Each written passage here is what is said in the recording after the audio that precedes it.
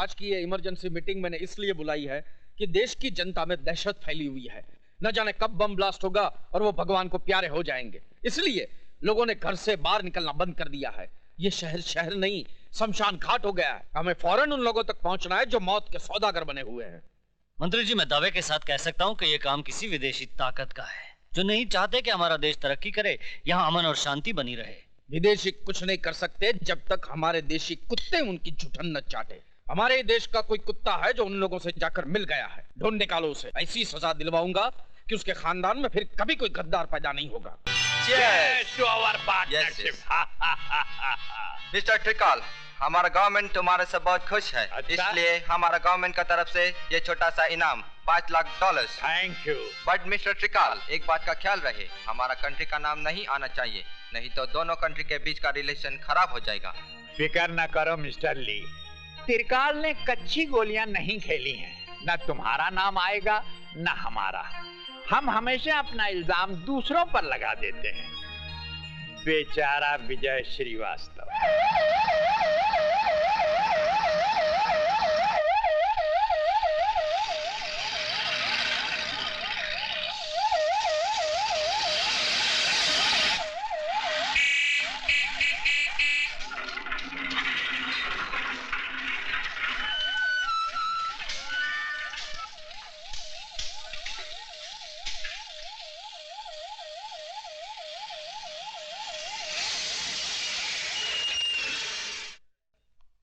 Sir, thank you. मुजरिम विजय श्रीवास्तव, सजा 5 साल, गुनाह माँ बाप और भाई का कत्ल।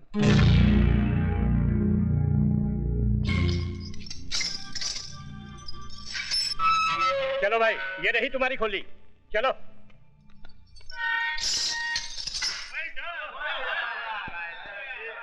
त्रिकाल सेठ, विजय श्रीवास्तव को तो रास्ते से हटा दिया, अब हीरालाल का भी कुछ कीजिए, वो जेल से जल्दी ही छूटने वाला है।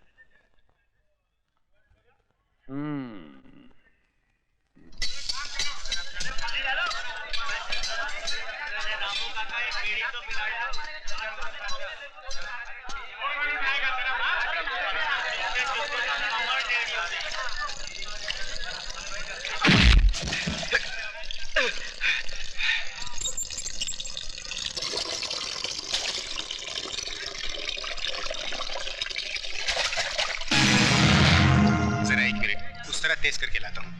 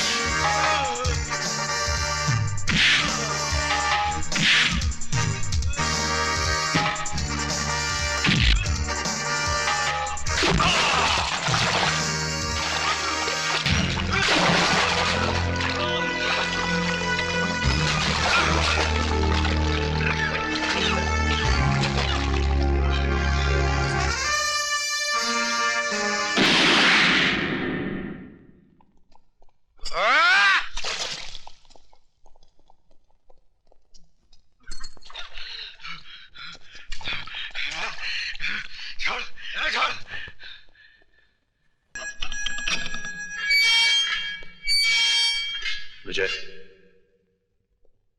तुमसे कोई मिलने आया है।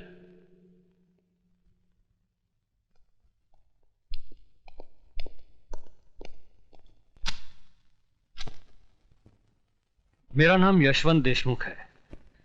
मैं शहर के उस एरिया का इंचार्ज हूं जहां कभी तुम्हारा घर था, तुम्हारे माँ बाप थे, एक छोटा सा भाई था, एक खूबसूरत सी जिंदगी थी। मुझे यहाँ किस लिए बुलाया गया है? हमें अपना दोस्त समझो। जानते हैं मैं किस जुर्म की सजा काट रहा हूँ? जानता हूं, और तजुर्बे के साथ यह भी कह सकता हूं कि जिस जुर्म की सजा तुम काट रहे हो वो तुमने किया नहीं है, तुम्हें फंसाया गया है। इस हमदर्दी की वजह? गुंडागर्दी, प्रोस्टिट्यूशन, ये सब तो आम बात थी, लेकिन लोग अब नए नए धंधों से अमीर बन रहे हैं, और वो है आरडीएक्स, बॉम्ब ब्लास्ट, या दूसरे लफ्जों में जिसे हम मौत का कारोबार कहते हैं। ये कारोबार इस मुल्क के नौजवानों की नसों में फैलाने वाला एक ही आदमी है जिसे हम डॉन के नाम से जानते हैं। जब जानते हैं तो उसे गिरफ्तार करके सजा दिलवाइए।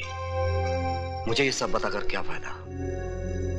डॉन को गिरफ्तार करना इतना आसान काम नहीं है जितना तुम समझ रहे हो। कानून और अदालत रोज उसकी चौखट पर सलाम करने जाते हैं। I see। तो बैठे रहिए हाथ पे हाथ रखकर, मरने दीजिए देश के नौजवानों को।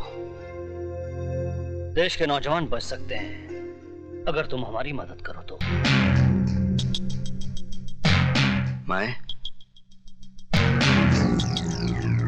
मैं क्या कर सकता हूं?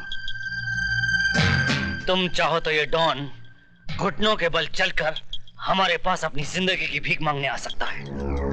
वो कैसे? जिस तरह लोहा लोहे को काटता है, हम भी उसी के हथियार से उसे मारेंगे। मैं समझा नहीं। डॉन को पैसों से ज्यादा अगर किसी चीज से प्यार है तो वो है उसका इकलौता बेटा। अगर हम किसी तरह से उसके बेटे को किडनैप कर लें तो हम डॉन को उसके गुनाह कबूल करने पर मजबूर कर सकते हैं। शाबाश। तो अब पुलिस वाले गुंडों का काम करेंगे। ये काम पुलिस नहीं करेगी, तुम करोगे। किसी को कानो कान खबर नहीं होगी कि कब एक कैदी जेल से निकला, डॉन के बेटे को किडनैप किया और पुलिस के हवाले कर दिया। यह गलतफहमी आपको कैसे हुई कि यह गुनाह मैं करूंगा? यह गुनाह तुम्हारे उस गुनाह के दाग को मिटा देगा जो तुमने कभी किया ही नहीं है। देखो विजय, अगर तुम पुलिस का साथ दोगे तो हम तुम्हारी बाकी की सजा भी माफ करवा देंगे।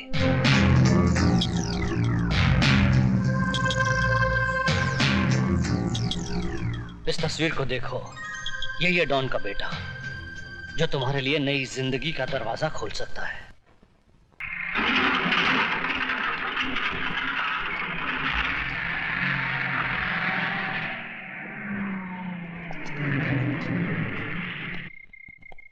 चलो जल्दी राशन उतारो।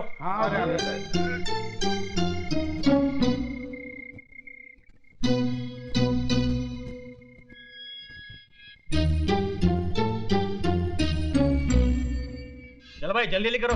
हाँ ले जा रहे हैं, बहुत भारी है वार्डन साहब।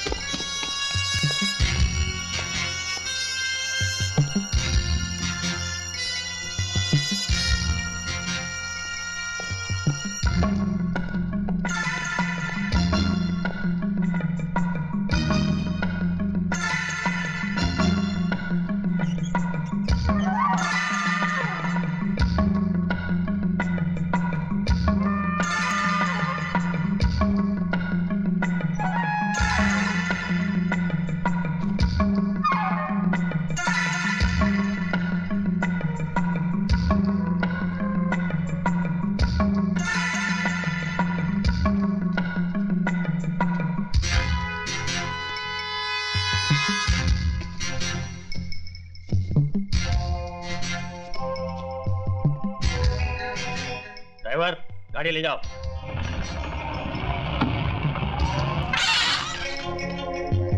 रुको। क्यों, सारा सामान उतर गया? उतर गया साहब।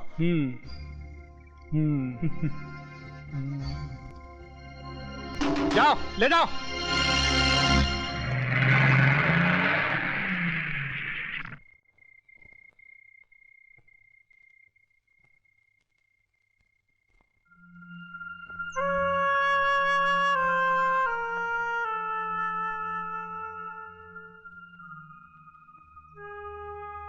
माँ, मेरे कपड़े जल्दी से निकाल दे। बेटा तू खुद ही निकाल ले, मैं खाना बना रही हूँ। ठीक है माँ।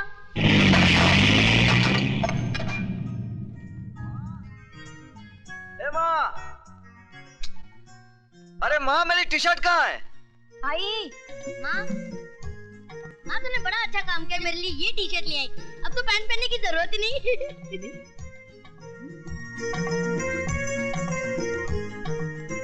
आई जरा इधर आओ, ये देख, इसे देख जरा, देख तो। ए, तूने मेरी टी शर्ट क्यों पहन रखी है? ये मेरी है।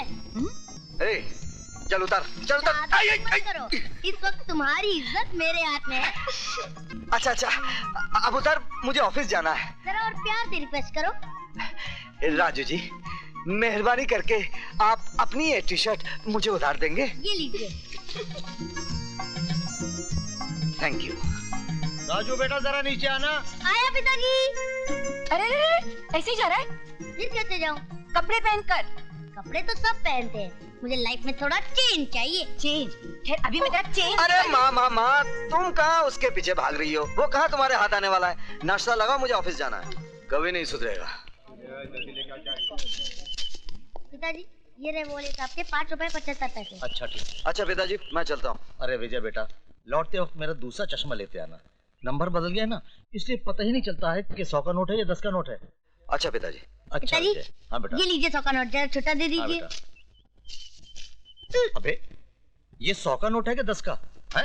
पिताजी अभी तो आप कह रहे थे कि आपको पता नहीं चलता कि कितने का नोट है। बेटे लेकिन हमें तुम्हारी औकात का तो पता है, क्योंकि तुम्हारे पास 100 का नोट हो ही नहीं सकता।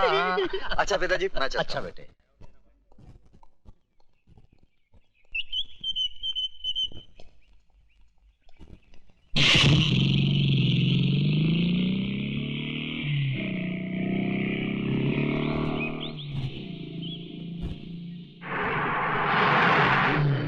ट्रक रोको।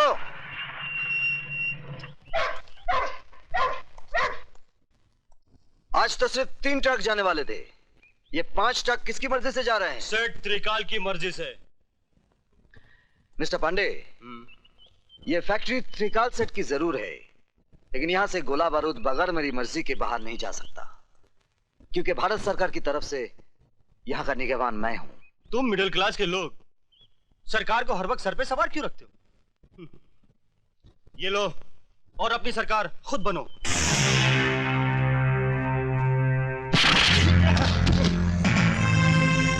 इसे पुलिस के हवाले कर दो।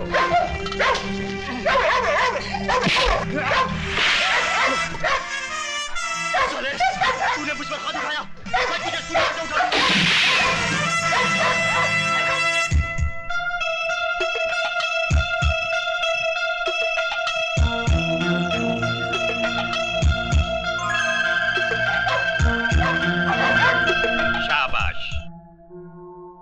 पैसा कमाना कोई बुरी बात नहीं, लेकिन अपनी मां को बेचकर कमाना बहुत बुरी बात है।